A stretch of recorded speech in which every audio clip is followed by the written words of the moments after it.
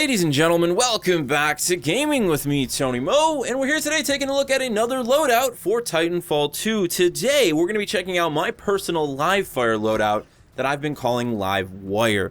Now, this loadout isn't as, I guess you could say, as honed or as themed as a lot of my other past loadouts, but it is a loadout that I've been having quite a lot of fun with. I really wanted to break away from some of the conventions that have already been, sort of developed, sort of put in place by many players when it comes to running Livefire. There are certain loadouts, there are certain pilot tacticals that do seem to reign supreme or make more sense than others, but I went with something that just worked for me on a personal level, that focused on mobility, and that also focused on powerful offensive and defensive capabilities when it came to the flag. So the idea that I had a lot in the way of shutting down enemy flag runners, and then retrieving the flag myself, and then defending myself while holding the flag. That's really the focus of Livewire. I've had a lot of fun with this class. I've had some really great clutch moments as well because some of the things within this loadout. So let's get rocking and rolling and take a look at the pilot tactical. I am running Stim. Now, I actually bounced back and forth between Stim and Phase Shift for a while. Obviously, Phase Shift, especially on a tight map like Stacks, is immensely powerful at any skill level. It really gives you that escape opportunity, basically to just disappear, relocate, height, vertically or horizontally in the case of a map like Stacks, and then re-enter the engagement zone, eliminate your targets, so on and so forth. But Stim just ended up being the one for me because I wanted something that was more versatile across both of the maps. Obviously, I can't play Stacks all the time, as much as I'd like to. Eventually, Meadows will come up in the playlist, and I'll have to suffer through that, so I found Stim to be really useful on that more open environment of Meadows, and especially when it came to making escapes or just getting that initial speed boost to make a big flank at the start of a match. So Stim all the way there. Again, it just works for me when it comes to survivability, mobility boosts, especially when I'm trying to run the flag. Let's get right into the juicy bits of our loadout and take a look at our weapons and our grenade. I am running the car. The car all the way. I can't think of a more consistent, a more solid performing SMG to run across both Meadows and Stacks. We're running Speedloader and Tactikill to try and get that boost on Stim a little bit more often. I questioned Tactikill when I first started this loadout because it's not often that you get waves of kills in a mode like Livefire. But what I discovered was that if I was in one of those situations where I had to go up against a larger number of enemies with less people on my team in a 1v4 or a 2v5 or so on and so forth, there would often be enough opportunities for Tactikill to benefit me with the car and allow me to get my Stim back up more quickly, even towards the end of a round, if I needed it for survival, if I needed it to get away with the flag. So I did actually find quite a bit of use for Tactical Kill, and that's the one I ended up running. Now, as I mentioned, the car is just super consistent. It's super well performing. I like it as a close quarters weapon. It has pretty amazing accuracy, great controllable recoil when it comes to long range engagements. This to me was the best SMG across both maps once again. We've got Stacks, which is very tight, Meadows, which is much more open, so I wanted something that would perform well in even medium to long range engagements without me really having to close the distance on all of my enemies. The car just worked exceptionally well there for me. I think it's a weapon that takes a bit of warming up to, especially when you're playing in the insane speed and, just chaos of a map like Stacks.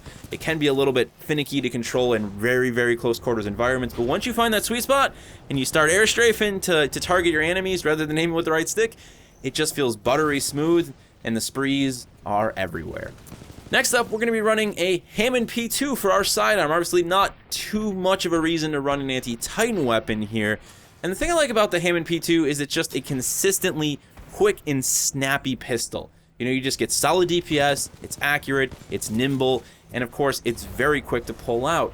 Now, plenty of the rounds in a match of Livefire are going to go by very quickly. You probably won't even reload your primary weapon in some instances, or maybe you'll never find yourself in an engagement where a reload doesn't have enough time and if you feel necessary to switch to your secondary. But if the situation arises and you're dealing with multiple targets and you burn through all of the ammo in your car, maybe because you had a bad day and you missed some shots, or because you're just killing so many dudes, well, then you can go ahead, whip out that P2, and have that nice pinpoint rapid fire precision to take down your targets.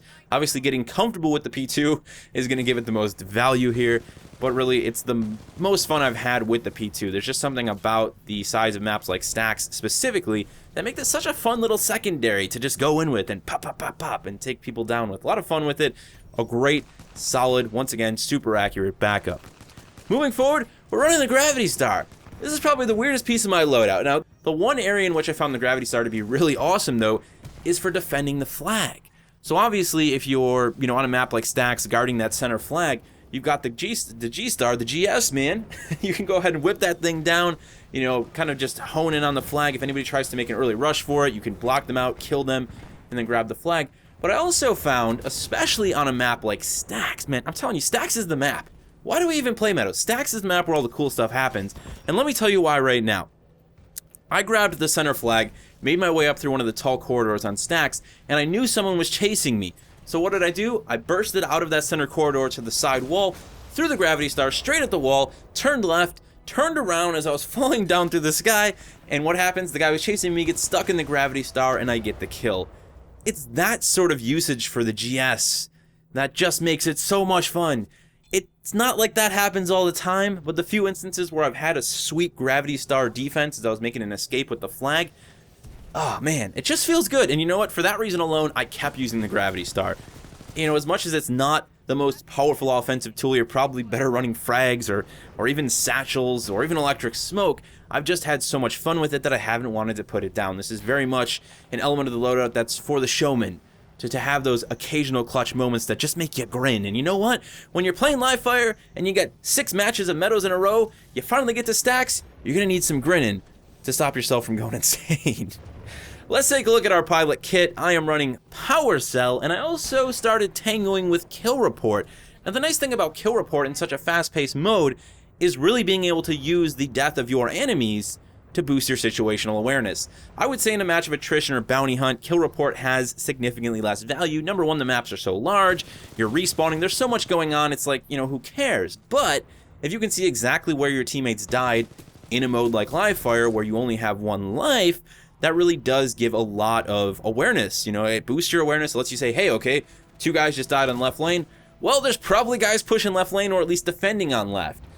Those small bits of information for where the enemy locations last were or where they are closest to can go a long, long way, especially early in a round when you're working up to, say, your map hack boost or, an additional layer of situational awareness. Maybe even you're comboing this with your own loadout and you're running something like the Pulse Blade. To me, it's just an additional layer. And when you're playing in a public play environment where your teammates aren't talking to you, knowing when people die is actually really valuable, especially if you're not paying absolute attention to the player count at the top of the screen. So Kill Report, actually a lot of fun, quite a useful piece of kit I found for Livefire.